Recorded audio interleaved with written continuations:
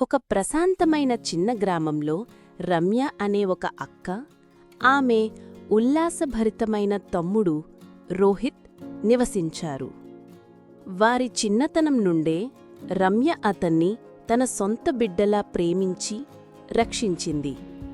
ప్రతిరోజూ రమ్య అతన్ని స్కూలుకు తీసుకెళ్లేది, హోంవర్క్లో సహాయం చేసేది మరియు అతను అనారోగ్యంగా ఉన్నప్పుడల్లా అతన్ని ఓదార్చేది. ఆమె ప్రేమ అంతులేనిది. సంవత్సరాలు గడిచాయి. రోహిత్ పెరిగి నగరానికి వెళ్ళాడు. రమ్య గ్రామంలోనే ఉండి కుటుంబాన్ని చూసుకుంది. కాని వారి బంధం తెగిపోలేదు. ఒక సంవత్సరం రక్షాబంధన్ దగ్గర పడుతున్న కొద్దీ రమ్య కొంచెం ఒంటరిగా అనిపించింది. ఆమె ఆలోచిస్తుంది, బహుశా రోహిత్ ఈసారి రాకపోవచ్చు. కాని సాయంత్రం కాకముందే ఎవరో తలుపు తట్టారు.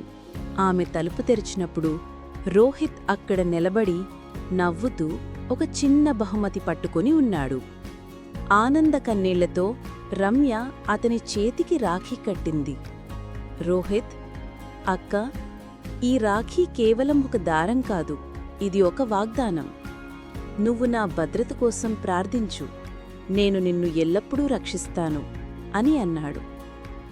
ఆ రోజు రమ్య గ్రహించింది, రాఖీ అంటే కేవలం పండుగ కాదు, అది తోబుట్టువల మధ్య ప్రేమ, నమ్మకం మరియు బాధ్యతల బంధం.